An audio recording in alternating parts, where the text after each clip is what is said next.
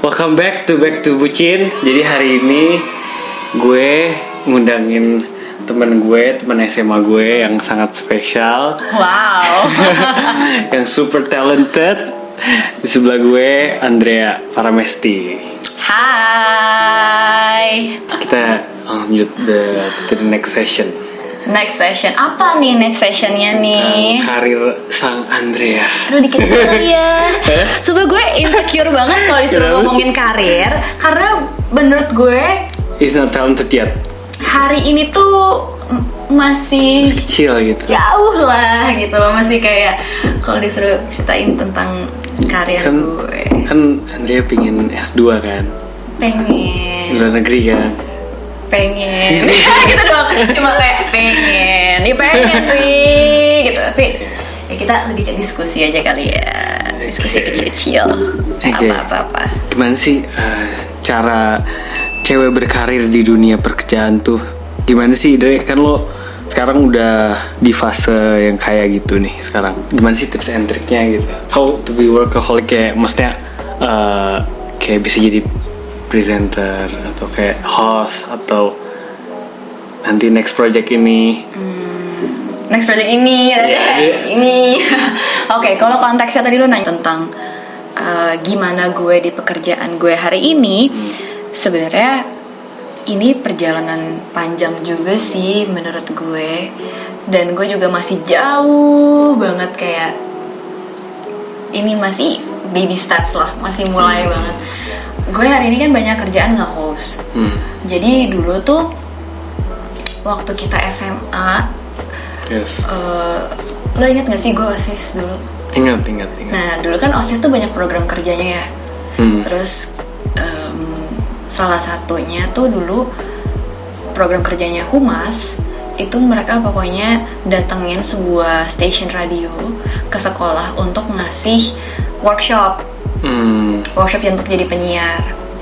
Singkat cerita, mereka dari radio ini ngasih kesempatan untuk beberapa orang untuk coba siaran di radio mereka. Salah satunya gue siaran tuh kayaknya 3 bulan gitu ya, sekitar 3 bulan. Pokoknya ada waktu dimana gue belajar siaran di radio itu setiap sore pulang sekolah. Terus dari situlah gue belajar kan, maksudnya belajar public speaking gitu ya. Terus belajar siaran, dan waktu kita dulu organisasi segala macam sebenarnya juga belajar public speaking sih, karena kan harus berorasi ya segala macam itu. Terus lanjut lagi, itu pertama kali gue, nggak pertama sih, dulu waktu kecil juga pernah, tapi setelah menjelang lebih sadar dengan dunia ini, ya itu yang kayak maksudnya lumayan berasa yang paling deket ya. Iya, dari situ. Terus waktu gue kuliah dulu tuh ada lomba namanya Gue Anak Radio. Jadi lomba itu ketika lo ikutan, lo akan dapat workshop dari para penyiar radio. Terus itu tuh wah gila sih, seluruh rangkaian acaranya bener-bener memaksa gue untuk keluar dari comfort zone gue, untuk beneran kayak pede ngomong di panggung, pede ngomong di depan kamera dengan intonasi yang baik, dengan ekspresi yang baik, terus artikulasi yang baik kayak AIWO gitu. Dan ternyata nggak sekedar ngomong, gue juga belajar bahwa konten itu penting gitu. Kayak gue diajarin untuk jadi pembicara yang baik, lo harus jadi penulis yang baik juga. Mungkin lo nggak tulis di kertas, tapi lo tulis di kepala lo, supaya pas lo ngomong lancar gitu. Gue bahkan hari ini masih belajar banget. Gue kayaknya masih terkadang-kadang juga masih kayak belibet keseribat. I'm so impressed loh. Kayak maksudnya you're so talented menurut gue. Kayak karena dibandingin teman-teman kita ya, kalau misalnya menurut gue ya, you're one of the most still, kayak the most gifted menurut gue ya. Kayak lo jangan gitu dong. Iya nih. Tapi ya gue kagum sih sama lo, kayak dari lo menang Tresme sampai sekarang jadi host tiket.com, kayak dan lo juga masuk UI kan. That's good. Nah, tapi gue ngerasa banyak hal dalam kehidupan gue gitu ya, perjalanan kehidup gue yang memang gue tuh beruntung gitu loh. Beruntung plus, nah ada plusnya, plus banyak berlatih. Nah waktu yang gue ikut lomba itu kan gue jadi banyak latihan kan, beneran kayak ikutan workshopnya segala macem. Nah terus selesai dari situlah gue sempet bikin podcast itu di Noise. Terus sempet Carry on. Iya, Carry On masih ada di Noise, boleh dengerin, silakan, thank you. Terus ya mulai dari situ mulai belajar nge-host MC. Mulainya itu dari situ. Nah kalau ditanya soal karir gue di bidang ini, gue mulai dari lomba sih, bisa gue bilang. Dari lomba ya. Dari lomba itu. Kayak radio tadi. Iya. Dan kalau yang lain-lainnya kayak misalnya lo ngomongin soal tresemme gitu, itu juga lomba kan. Iya. Gue ngerasanya kayak apa yang membawa gue hari ini mungkin keberanian untuk nyoba sesuatu kali ya. Iya. Kayak ya itu kan equal to lo berani gagal juga kan. Iya. Dia lumayan kayak gue gagalnya juga banyak, tapi mungkin yang orang-orang inget yang berhasilnya karena itu yang terlihat kan. Iya. Tapi sebenarnya yang gagal-gagalnya pun banyak nih. Banyak ya. Salah satunya fun fact, lu pernah tahu Gadis Sampul nggak? Nah tahu ya. Gadis Sampul. Yang waktu itu lu buat video kan? Itu Go Girl. Itu Go Girl. Oke. Mereka beda majalah tapi sama kurang lebih lombanya sama. Tapi Gadis Sampul tuh adalah lomba yang diadain sama majalah Gadis. FYI, gue tuh ikut Gadis Sampul 3 kali gagal. 3 kali gue nggak gue 3 apa 4 kali ya bahkan. Pokoknya gue tiap tahun ikut lagi selalu gagal. Tahun ini gue masuk sampai 50 besar, gagal lagi. Tahun depannya gue nyoba lagi, gagal sampai umur gue udah nggak cukup lagi buat ikut Gadis Sampul. Akhirnya gue ikut Go Girl karena Go Girl waktu itu rentan usianya tuh di atas Gadis Sampul. Baru gue menang Go Girl. Tapi itu setelah gue gagal berkali-kali Gadis Sampul. Tapi kan orang-orang nggak tahu gue gagal Gadis Sampul berkali-kali. Keren. Tetap keren. Gue sering banget gagal sebenarnya. It's okay to fail. Tapi it's a lesson. Ya mungkin gue punya support system yang oke juga gitu ya. Gue punya nyokap gue punya bokap gue, punya keluarga gue yang kayak mendorong gue untuk gagal tuh bukan akhir dari segalanya itu. Jadi lu cobain lagi. Mungkin ini orang udah banyak banget lah bilang ini, tapi itu yang terjadi sama gue. Beneran kayak gue menang lomba yang kalian lihat mungkin di sosial media gue, tapi yang gagalnya tuh jauh lebih banyak sebenarnya mah. Gitu. Ya nggak apa-apa lah. Yang penting sekarang udah keren. OSIS, lo ingat gak sih? OSIS tuh ada kegagalan gue juga di situ. Di mana? Lo pasti lupa ya? Gue nggak tahu sih. Gue dulu nyalonin jadi ketua OSIS. Oh iya. Gue gagal jadi ketua OSIS, makanya gue jadi sekretaris. Iya. Nggak pernah di kepala gue ada cita-cita gue untuk menjadi sekretaris. Tapi karena gue gagal jadi ketua OSIS, dan akhirnya ketua OSIS yang terpilih lah yang menentukan bagan posisi, organisasinya kan. Gue jadi sekretaris dan ya udah ternyata gue banyak belajar juga gitu dari sebuah posisi dan kepercayaan yang dikasih ke gue, walaupun bukan itu yang sebenarnya gue mau. Tapi ya udah jadi oke. Oh gini jadi sekretaris itu. Oke deh, cukup tahu aja. Tapi nggak lagi. Oke. Next. Oke. Oh ya, ini kan lo kan host di tiket.com ya. Lo bisa ceritain nggak kayak maksudnya sekarang ini? Sekarang masih ya? Masih. Lo nyaman gak sih jadi host gitu? Kayak environment lo kerja gitu? Oh ya, jadi yang menarik tentang gue nge-host sebenarnya kan emang klien gue beda-beda gitu ya. Apalagi kalau misalnya ketemu brand ya beda-beda. Dan kalau ngomongin soal environmentnya ya tergantung gue lagi kerja untuk siapa. Tapi kalau ngomongin spesifik tiket.com, ini salah satu yang gue syukuri juga sih, karena gue nyaman banget sama timnya. Kebetulan gue udah kerja sama mereka tuh sejak tahun lalu, lebih dikit lah, setahun lebih sama mereka. Dan pergi ke kantor buat gue tuh sekarang jadi udah agak kayak oke, ada tanggung jawab kerjaan, tapi gue juga seneng karena mau ketemu sama teman-teman kantor gue, karena memang lingkungannya sangat nyaman. Dan menurut gue soal lingkungan gitu ya, kayaknya mah lingkungan tuh memang menjadi faktor yang cukup berperan penting dalam kemajuan seseorang deh. Contoh ya, kalau di lingkungan kerja ya kayak gitu. Dulu waktu gue sekolah gitu kan. Absol. Sebut merek boleh, bukan gue ya nyebutnya. Nanti di skip nanti. Nggak apa-apa. Iya dulu gue sekolah di lab school bareng sama dia. Oke. Intinya kalau dulu misalnya gue nggak dikasih izin sama guru-guru gue untuk bisa berkegiatan di luar sekolah, izin sekolah untuk ikut lomba, ya mungkin gue nggak akan ikut lomba dan gue nggak akan membawa gue ke hari ini gitu loh. Terus keluarga gue juga, gimana bokap nyokap gue mau mengerti anaknya tuh seneng ikutan hal-hal yang non akademik, dan mereka support gue di situ. Mereka mengizinkan gue untuk mengeksplor dunia itu, pun gue gagal berkali-kali pun nyokap gue tetap kayak oke.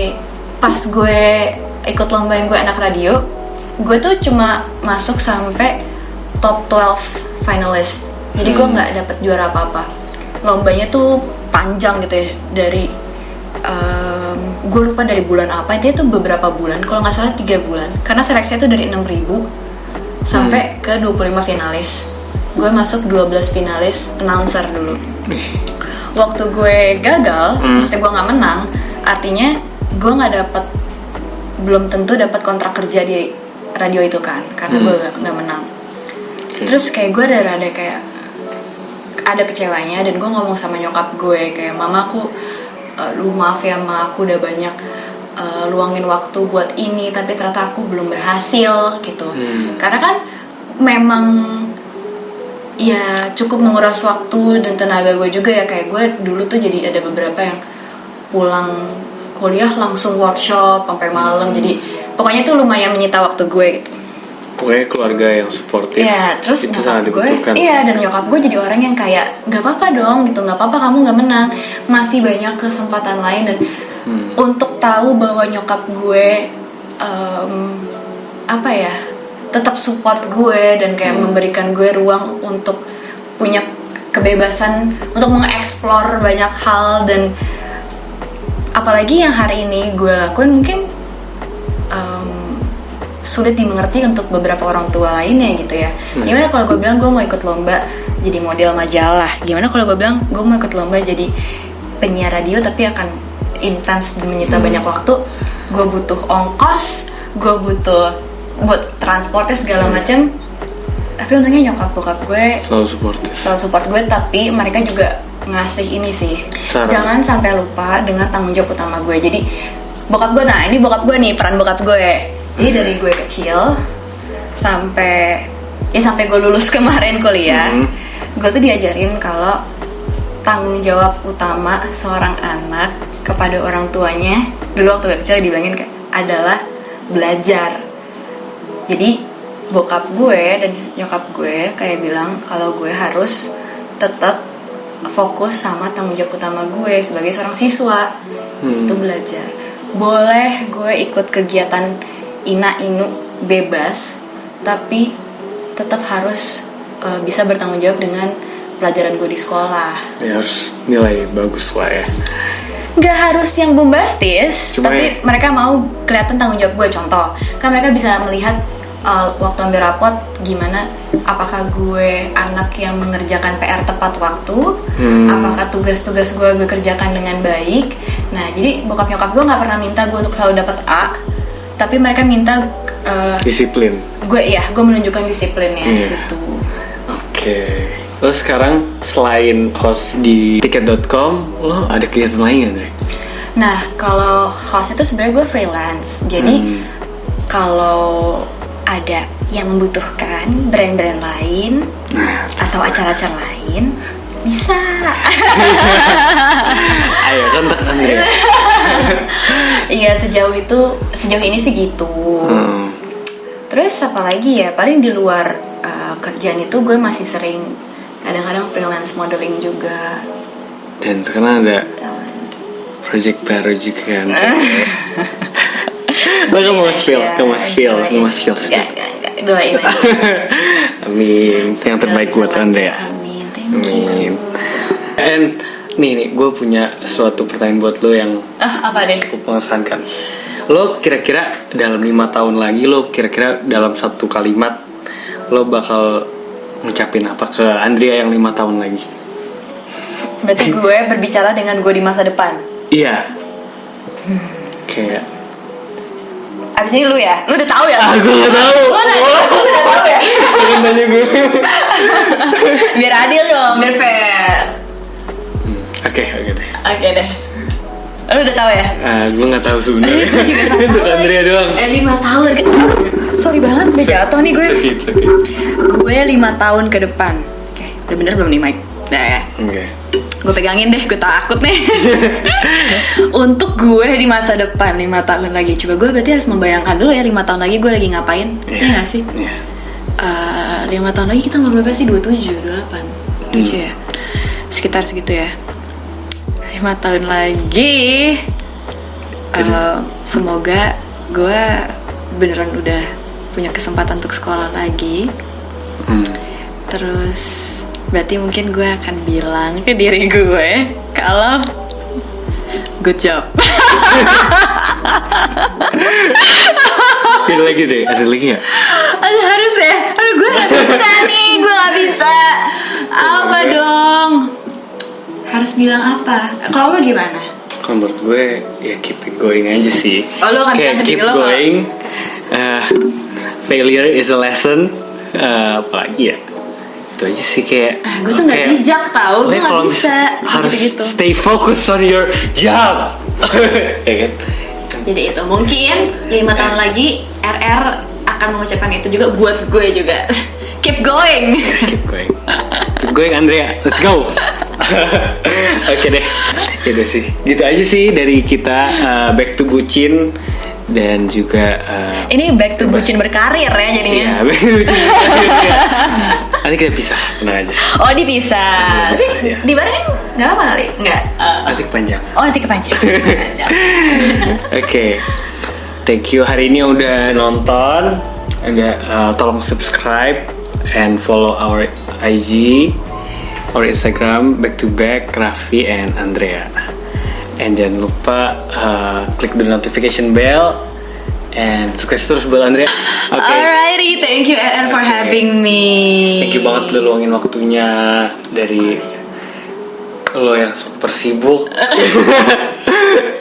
And I appreciate it so much. Thank you. Oke. Bye bye. Dah.